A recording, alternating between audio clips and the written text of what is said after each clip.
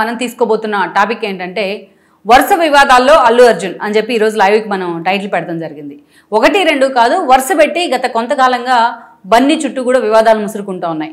ఒకవైపు చూస్తే అటు చాలా తక్కువ సమయంలోనే చాలా అద్భుతమైన నటుడిగా బన్నీ ఎవాల్యూట్ అయ్యాడు. అంతేకాదు మనం చూసినట్టయితే డాన్స్లో ఆయన చూపించే గ్రేస్ కానీ, ఫైట్స్లో ఈజ్ కానీ బన్నీని డిఫరెంట్ స్టైలిష్ హీరోగా నిలబెట్టి, అందుకే స్టైలిష్ స్టార్ ఇమేజ్ కానీ, ఒక ఐకాన్ స్టార్ ఇమేజ్ కానీ ఒక రాత్రికి రాత్రే బన్నీకి రాలేదు.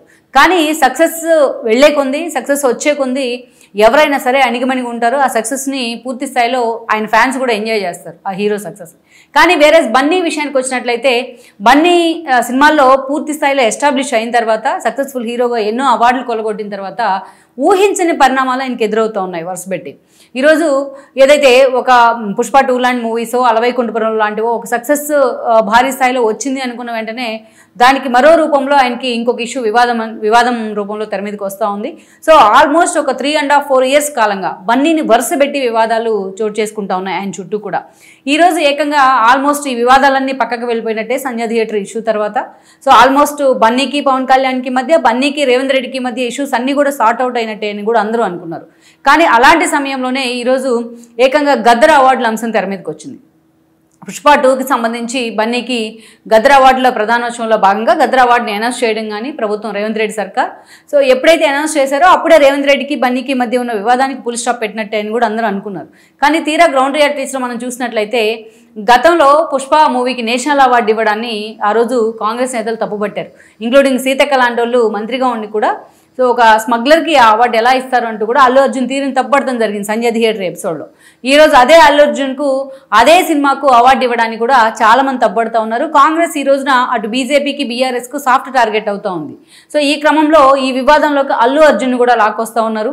సంజయ్ థియేటర్ ఇష్యూ ఎపిసోడ్ ముగిసింది అని అందరూ అనుకుంటుంటే, రేవంత్ రెడ్డితో వివాదం ముగిసింది అని అందరూ అనుకుంటూ ఉంటే హఠాత్తుగా ఈ రోజున అలా అవార్డులు ప్రకటించారో లేదో, ఇలా అల్లు అర్జున్ తెలంగాణ ప్రభుత్వానికి థ్యాంక్స్ చెప్పారో లేదో, ఇలా మరి కొత్త వివాదం ఆయన చుట్టూ ఈరోజు చేరిందని అనుకోవచ్చు.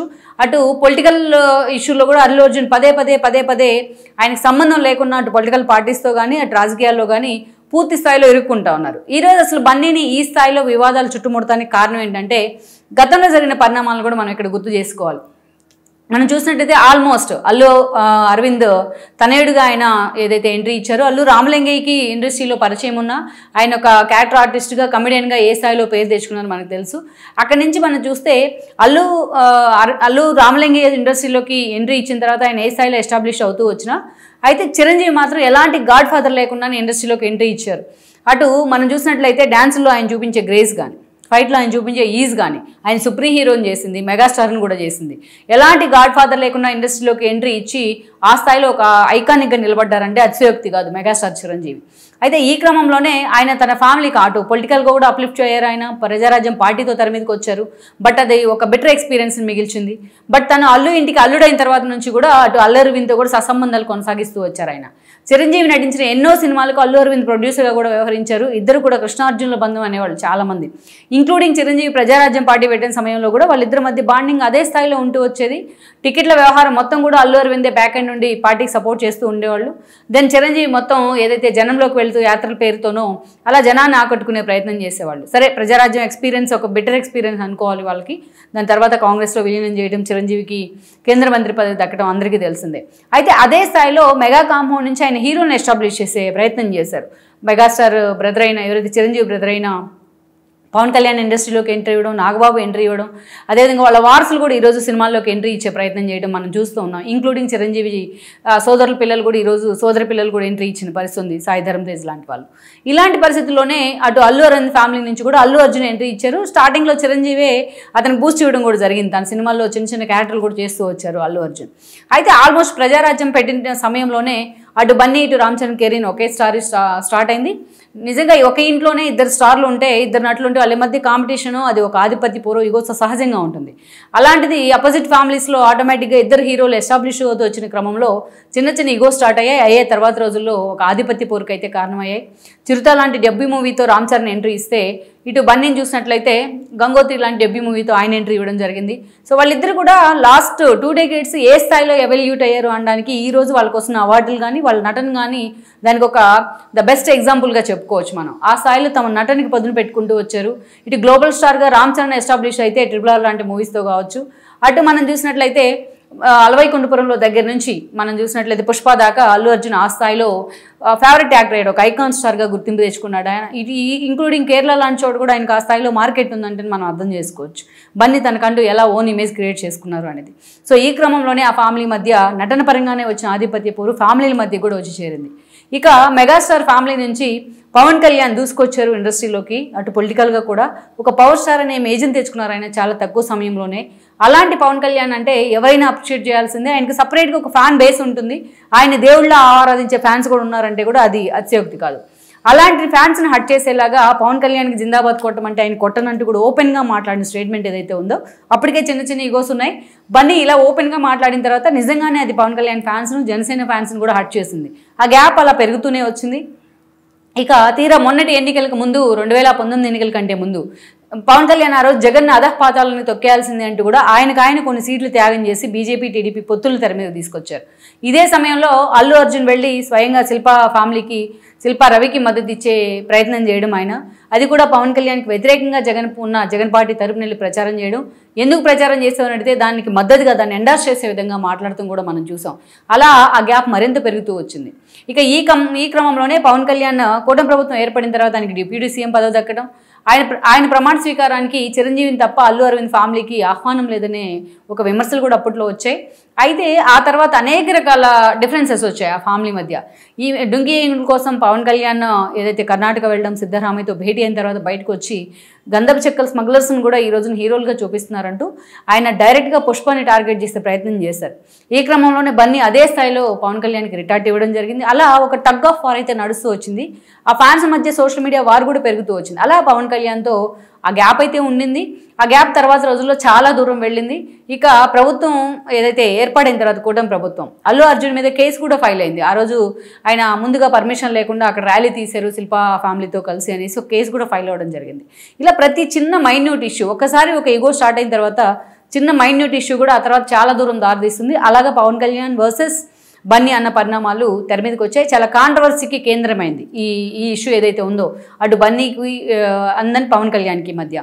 ఇక అల్లు అరవింద్ లాంటి వాళ్ళు ఎంటర్ అయినా కూడా ఇష్యూని సార్ట్అవుట్ చేయలేని పరిస్థితిని తీసుకొచ్చారు బన్నీ తన యాటిట్యూడ్తోని. అందుకే ఆయన చాలామంది ఐకాన్ స్టార్ అని తీసేసి యాటిట్యూడ్ స్టార్ అని పిలిచిన సందర్భం కూడా ఉంది. ఇక ఈ క్రమంలోనే పుష్ప 2 రిలీజ్ సమయంలో సంజయ్ థియేటర్కి అల్లు అర్జున్ వెళ్ళడం కానీ అక్కడ రేవతి లాంటి వాళ్ళు చనిపోవడం తొక్కిసలాట్లో ఆ టోటల్ ఎపిసోడ్ మనకు తెలుసు. దానికి సంబంధించి బన్నీ కామ్గా ఉంటే పోయిండేది, కానీ మీడియా ముందుకు వచ్చి తను దాన్ని ఎండార్స్ చేసే ప్రయత్నం చేయడం, దాన్ని ఖండించే ప్రయత్నం చేసే క్రమంలో ఆయన మీద తెలంగాణ ప్రభుత్వం కేసు కూడా ఫైల్ చేసింది, ఆయన అరెస్ట్ కూడా చేసింది. సో ఆ అరెస్ట్ తర్వాత బన్నీ చేసిన హడావుడి మనకు తెలుసు. తర్వాత పదే ఆయన మీద కేసులు ఫైల్ అవుతూ వచ్చాయి. ప్రభుత్వం కూడా ఈ అంశాన్ని చాలా సీరియస్గా తీసుకుని ఇంక్లూడింగ్ రేవంత్ రెడ్డి వెళ్ళి ఆల్మోస్ట్ అసెంబ్లీలో ప్రకటన చేసిన పరిస్థితి అయితే ఉంది. సో ఈ పరిణామాల తర్వాత బన్నీ పూర్తిగా సప్రెస్ చేసే ప్రయత్నం జరిగింది అల్లు అరవింద్ వైపు నుంచి. ఇక ఏకంగా పవన్ కళ్యాణ్తో కలుస్తానంటూ కూడా బన్నీ ఆ రోజున రాయబారం నడిపించారనే వార్తలు కూడా వచ్చాయి. అయితే పవన్ కళ్యాణ్ చాలా గ్యాప్ ఇచ్చే ప్రయత్నం అయితే చేశారని కూడా చెప్తున్నారు. చిరంజీవి, సురేఖ లాంటి వాళ్ళు వచ్చి మద్దతు తెలిపినా పవన్ కళ్యాణ్ మాత్రం బన్నీకి ఆ విషయంలో సపోర్ట్ చేయలేదు అనే చర్చ కూడా నడిచింది. కానీ ఆ తర్వాత మనం చూసినట్లయితే ఇక ఇటీవలే పవన్ కళ్యాణ్ బిడ్డ ఏదైతే ప్రమాదానికి గురి కావడం, అగ్ని ప్రమాదానికి, సో ఈ క్రమంలోనే బన్నీ ఆయన ఇంటికి వెళ్ళొచ్చారనే చర్చ కూడా జరిగిన ఆ విజువల్స్ మాత్రం బయటికి రాదు. కేవలం అది సోషల్ మీడియాలోనే ఒక లీక్గా మాత్రమే ఉండిపోయింది. సో ఈ మధ్యకాలంలో అటు పవన్ కళ్యాణ్కు బన్నీకి మధ్య సత్సంబంధాలు ఏర్పడ్డాయి. స్వయంగా తన తండ్రితో కలిసి వెళ్ళి పవన్ కళ్యాణ్కు బన్నీ సారీ చెప్పారనే చర్చ కూడా నడుస్తూ వచ్చింది. ఇక ఏదైతే గతంలో ఆయన సంజయ్ థియేటర్ ఇష్యూ ఎపిసోడ్ అప్పుడు నేషనల్ అవార్డు రావడానికి కూడా తనకు తాను చాలా గొప్పగా పోర్ట్రేట్ చేసుకున్న విధానం కానీ, ఆ రోజు పోలీసులు తీరును తప్పుపట్టేలాగా బన్నీ మాట్లాడిన తీరు కానీ, బన్నీ లాయర్స్ మాట్లాడిన తీరు చాలా నెగిటివిటీని పెట్టింది ఆయన మీద ఆ రోజున. సో దాన్ని తగ్గించుకునే ప్రయత్నం అయితే జరగలేదు బన్నీ వైపు నుంచి. ఎప్పుడైతే ప్రభుత్వం దీన్ని చాలా సీరియస్గా తీసుకుని అటు అసెంబ్లీలో కూడా రేవంత్ రెడ్డి అంతే సీరియస్గా మాట్లాడారో, అంతే కేసులు ఫైల్ అయ్యాయో బన్నీ మీద, అప్పుడు ఆయన కొంచెం దాని ఇంటెన్స్ తగ్గించుకుంటూ వచ్చింది ఆ ఫ్యామిలీ. తర్వాత ఈ ఎపిసోడ్లో ఆల్మోస్ట్ బన్నీ కామ్గా ఉండిపోయారని అనుకోవచ్చు. ఇక ఈ క్రమంలోనే ఆ రోజున కాంగ్రెస్ వర్సెస్ బీజేపీ అన్న ఫైట్ జరిగింది ఈ ఇష్యూలో. ఎందుకంటే బన్నీకి ఆ రోజు నేషనల్ అవార్డు ఇచ్చింది బీజేపీ ప్రభుత్వం, కేంద్ర ప్రభుత్వం. అదేవిధంగా గంధపు చెక్కల స్మగ్లర్కు నేషనల్ అవార్డు ఎలా ఇస్తారు అంటూ సీతక్క లాంటి వాళ్ళు ప్రశ్నించారు కూడా ఆ రోజున. బీజేపీ తీరుని తప్పుపట్టారు. ఎందుకంటే బీజేపీ ఆ రోజు బన్నీకి సపోర్ట్ చేసింది, బీఆర్ఎస్ కూడా బన్నీకే సపోర్ట్ చేసింది కాబట్టి. అలా ఒక పొలిటికల్ ఇష్యూలో కూడా బన్నీ ఎంటర్ అయినట్టు అయింది, పార్టీల మధ్య ఇష్యూలో కూడా. ఇక వేరే ఈరోజు చూసుకున్నట్లయితే చాలా రోజులు అవుతుంది ఇష్యూ, చాలా గ్యాప్ కూడా వచ్చింది, 6-8 నెలలు గ్యాప్ వచ్చింది. సో ఆల్మోస్ట్ అటు అల్లు అరవింద్ కూడా రేవంత్ రెడ్డిని కలిసిన సందర్భాలు ఉన్నాయి, ఇంక్లూడింగ్ పవన్ కళ్యాణ్ కలిసిన సందర్భాలు ఉన్నాయి ఈ గ్యాప్లో.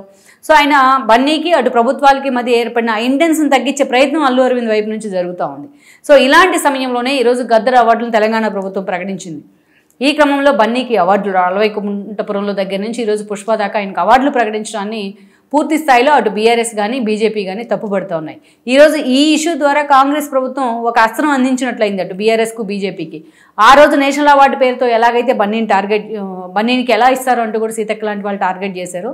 ఈ రోజు అదే ప్రభుత్వం ఎలా బన్నీకి అవార్డు ఇస్తుంది అని చెప్పి కూడా అటు బీఆర్ఎస్ కానీ ఇటు బీజేపీ కానీ బన్నీని టార్గెట్ చేస్తూ ఉన్నాయి. అట్ ద సేమ్ టైం చూసినట్లయితే ఈరోజు గద్దర్ అవార్డు పేరుతోని అవార్డుని క్రియేట్ చేసి గద్దర్ చాలా కార్టూన్స్ వస్తూ ఉన్నాయి ఈరోజు గద్దర్ను బన్నీని కంపేర్ చేస్తూ. అడవిని కాపాడాలని గద్దర్ ఎన్నోసార్లు మాట్లాడారు, ఎన్నోసార్లు ప్రయత్నం చేస్తూ వచ్చారు. ఏదైతే ఆయన మాట్లాడిన మాటలను అదేవిధంగా గంధపు చెక్కల స్మగ్లర్ లాగా బన్నీ పుష్పాలను నడిచే విధానాన్ని పోల్చుతూ ఈరోజు సోషల్ మీడియాలో విపరీతంగా పోస్టులు పెడతా ఉన్నారు. సో బన్నీని టార్గెట్ చేస్తూ ఉన్నారు, ప్రభుత్వ తీరును తప్పుపడుతూ ఉన్నారు. సో ఆటోమేటిక్గా ఈరోజు అటు పార్టీల మధ్య బీజేపీ బీఆర్ఎస్ వర్సెస్ కాంగ్రెస్ అనే ఈ పొలిటికల్ సినారియో మధ్య బన్నీని కూడా ఇరికిస్తున్న పరిస్థితి అయితే ఉంది. అంటే తనకు సంబంధం లేకుండానే ఈరోజు మరో కాంట్రవర్సీలో బన్నీ ఇరుక్కున్నారనుకోవచ్చు. అవార్డులు ప్రకటించిన తర్వాత తెలంగాణ ప్రభుత్వాన్ని ఆయనకు ప్రత్యేక కృతజ్ఞతలు కూడా తెలిపారు. అయినా అది మర్చిపోకముందే ఈరోజు బన్నీ మరోసారి కాంట్రవర్సీలోకి వచ్చారు. అసలు అప్పటి వరకు బన్నీకి అవార్డు ఇస్తే అది నిజంగా కాంగ్రెస్ మీద ఇంకా వ్యతిరేకత పెంచే అవకాశం ఉంటుందా బీజేపీ బీఆర్ఎస్ అన్న చర్చ కూడా ఉంది. అలా అని ఇప్పుడు అవార్డుని వెనక్కి తీసుకుంటే అది అల్లు అర్జున్ ఫ్యాన్స్లో కావచ్చు, అల్లు అర్జున్ ఫ్యామిలీలో అది ఇంకా నెగిటివిటీని పెంచే అవకాశం ఉంటుంది. ఇప్పుడిప్పుడే రేవంత్ రెడ్డి అందరితోనూ ప్యాచప్ చేసే ప్రయత్నం చేస్తున్నారు గతంలో తప్పులన్నింటినీ కూడా. అలా అటు నాగార్జునతో కానీ ఇటు అల్లు ఫ్యామిలీతో కానీ అంతా మళ్ళీ అసోసియేట్ అవుతూ వస్తున్నారు. సో అవార్డుగానే చూడాలి అని ఇష్యూగానే చూడాలని చెప్పి కూడా రేవంత్ రెడ్డి అంటే మాట్లాడుతూ వస్తుంది. అలాంటి సమయంలో ఈరోజు బన్నీకి నిజంగానే అవార్డు ఇచ్చే ప్రయత్నం చేస్తే అది మరింత కాంట్రవర్సీ చేసేందుకు బీజేపీ బీఆర్ఎస్ సిద్ధమవుతూ ఉన్నాయి. మరి టోటల్గా తనకు సంబంధం లేకుండానే అనేక రకాలుగా ఇప్పుడు దాకా సంబంధం ఉండి ఇరుక్కుంటూ వచ్చారు బన్నీ. ఈరోజు తనకు సంబంధం లేకుండా ఈరోజు గద్దర్ అవార్డు ఇష్యూలో అటు తెలంగాణ రాజకీయ పార్టీల మధ్య ఈరోజు బన్నీ ఎపిసోడ్ అయితే టోటల్గా ఇరుక్కుందనే చెప్పాలి. మరి ఈ ఇష్యూ విషయంలో బన్నీ ఫ్యాన్స్ కూడా అటు పొలిటికల్ పార్టీస్ మధ్యలోకి ఇన్వాల్వ్ అయ్యి సోషల్ మీడియా వేదికగా ఫైట్ చేసుకుంటున్న పరిస్థితి అయితే ఉంది. మరి టోటల్గా తెలంగాణ రాజకీయాల్ని బన్నీ గద్దర్ అవార్డుల ఎపిసోడ్ ఏ మలుపు తిప్పుతుందన్నది మనం చూడాల్సి ఉంది. ఈ వీడియో మీకు నచ్చినట్లయితే please share, like and subscribe R24 Telugu.